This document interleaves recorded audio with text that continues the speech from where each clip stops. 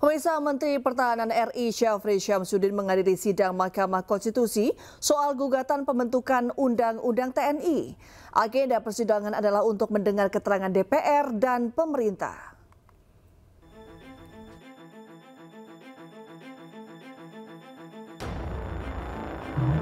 Menteri Pertahanan Republik Indonesia Syafri Syamsuddin bersama Menteri Hukum Supratman Andi Aktas serta seluruh pejabat eselon lainnya menghadiri sidang gugatan terhadap Undang-Undang TNI di Mahkamah Konstitusi Republik Indonesia. Agenda persidangan adalah untuk mendengarkan keterangan DPR dan pemerintah.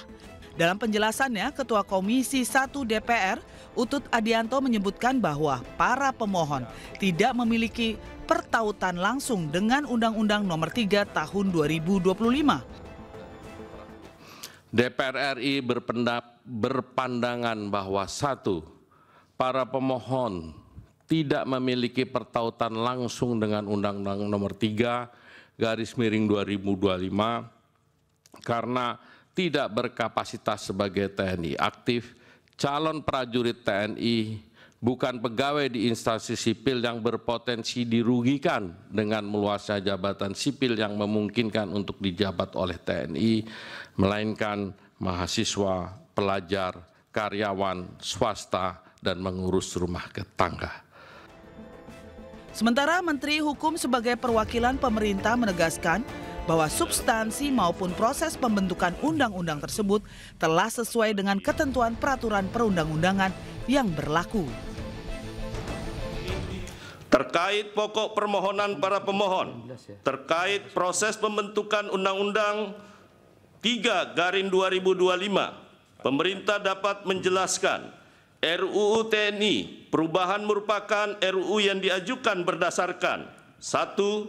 Urgensi nasional terkait upaya melindungi dan menyelamatkan WNI karena meningkatnya dinamika keamanan regional, penguatan stabilitas pertahanan nasional dan internasional, ancaman militer. Dalam sidang ini, pemerintah serta DPR RI juga menyebutkan pemohon tidak memiliki kedudukan hukum dan meminta Hakim Konstitusi untuk menolak permohonan uji material dan formil Undang-Undang Nomor 3 Tahun 2025 dari para pemohon.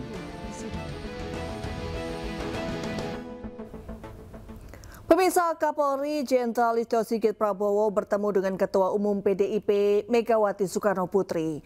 Secara spontan, Kapolri langsung memberi salam hormat dan mencium tangan Megawati sebagai bentuk sopan santun terhadap orang tua. Ya, momen ini berlangsung saat Kapolri bersilaturahmi ke kediaman Mary Hugeng yang merupakan istri Jenderal Purnawirawan Hugeng Iman Santoso di Depok, Jawa Barat. Kapolri lebih dahulu bersilaturahmi dalam momentum ulang tahun ke-100 istri Hugeng tersebut. Tak lama Sigit menunggu ke depan rumah untuk menyambut Megawati yang didampingi salah satunya oleh Ketua DPR RI Puan Maharani. Pertemuan keduanya pun nampak sangat hangat dan penuh kekeluargaan. Kapolri maupun Megawati nampak saling lempar senyum. Setelah itu mereka langsung masuk ke dalam rumah istri Hugeng. Matur suwun.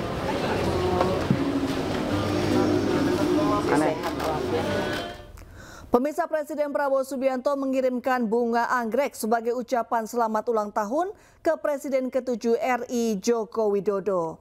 Jokowi pun mengucapkan terima kasih kepada semua pihak yang telah mendoakannya, terutama Presiden Prabowo.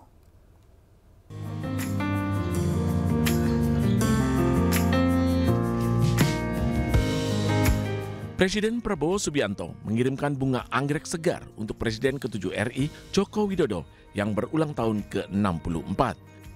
Bunga anggrek berwarna ungu dari Prabowo diletakkan di pot hijau dengan dihiasi pita. Terdapat pula tulisan yang ditujukan khusus untuk Jokowi. Total per hari ini ada sekitar 101 bunga maupun karangan bunga yang datang ke kediaman Pak Joko Widodo dalam rangka ucapan selamat hari ulang tahun. Dan kebetulan hari ini juga kita mendapatkan karangan bunga dari Presiden Republik Indonesia, Bapak Prabowo Subianto. Selain dari Prabowo, Jokowi juga menerima karangan bunga dari sejumlah tokoh dan pejabat hingga warga.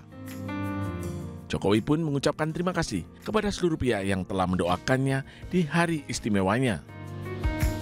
Dari Solo, Jawa Tengah, Septiantoro, iNews melaporkan. Ya, Ajudan Joko Widodo Kompol Syarif Fitriansyah mengungkapkan kesehatan Jokowi saat ini. Menurut Kompol Syarif, Jokowi saat ini mengalami peradangan akibat alergi kulit yang dideritanya usai pulang dari Vatikan.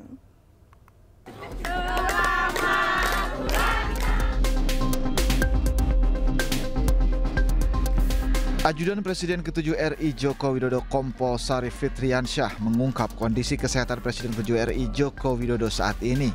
Kompol Syarif mengatakan alergi kulit yang dialami Jokowi menimbulkan peradangan. Namun demikian, meski ada perubahan di fisik, Syarif menyebut Jokowi dalam keadaan sehat. Bapak membaik, sedang proses pemulihan, dan kalau memang secara visual kita bisa lihat ya, kulit Bapak memang agak berubah. Tapi secara fisik memang secara fisik oke, beliau nggak ada masalah. Beliau sangat-sangat sehat walafiat. Alerginya beliau itu menyebabkan adanya peradangan. Tapi saat ini proses pemulihannya mulai membaik, sangat membaik. Peradangannya di kulit, terutama di wajah ya nanti? Iya. Sementara itu, penasihat khusus Presiden bidang Haji Muhadjir Effendi yang bersilaturahmi ke rumah Joko Widodo mendoakan agar Jokowi sehat selalu. Mendoakan kesehatan beliau, paling panjang umur dan selalu dijaga oleh Allah yang Maha Kuasa, agar beliau juga tetap bisa menjadi sesepuh, menjadi panutan dari rakyat Indonesia lah. Beliau kan pernah 2 periode menjadi. Selain dari Muhadjir, doa untuk kesehatan Presiden ke-7 ini datang dari masyarakat. Di ulang tahun yang ke-64, masyarakat mendoakan Jokowi agar diberikan kesehatan selalu dan panjang umur. Mudah-mudahan Engkau berikan panjang umur, walafiat, berkah barokah, manfaat dunia akhirat ya Allah. Dari Solo, Jawa Tengah, Septiantoro, iNews melaporkan.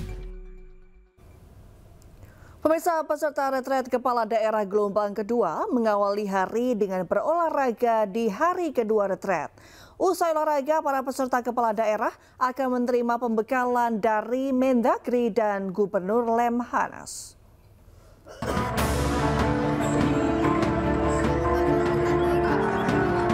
Hari kedua retret kepala daerah gelombang 2 di kampus IPDN Jatinangor, Sumedang, Jawa Barat diawali dengan olahraga. Bertempat di lapangan parade IPDN kampus Jatinangor, para peserta retret unjuk gigi dalam keluasan senam di depan ratusan praja IPDN. 84 kepala daerah ini memulai senam setelah pelaksanaan sholat subuh pada pukul 5.30 pagi. Mendagri sedang menuju ke Bandung menggunakan bus. Sebentar lagi akan tiba di sini untuk kemudian nanti acara pembukaan mulai pukul 8 pagi bersama Gubernur Lemhanas, dan juga kami mengundang Forkopimda baik di Bandung, Kabupaten Bandung ini, Sumedang ini, maupun juga di Jawa Barat. Menteri-menteri yang dipastikan hadir? Ya, kalau hari ini yang dipastikan hadir Pak Mendagri dan Gubernur Lemhanas. Nanti menteri-menteri yang lain baru besok. Kalau hari ini sesinya nanti masih full jajaran Lemhanas tentang wawasan kebangsaan. Tak hanya penguatan wawasan kebangsaan, tambahan materi terkait geopolitik juga akan disampaikan oleh Lemhanas. Tentunya materi tentang dampak konflik antara Israel, Iran, dan Amerika Serikat dalam lingkup politik global, regional, dan kepentingan nasional. Dari Sumedang, Jawa Barat, Beben HVA iNews melaporkan.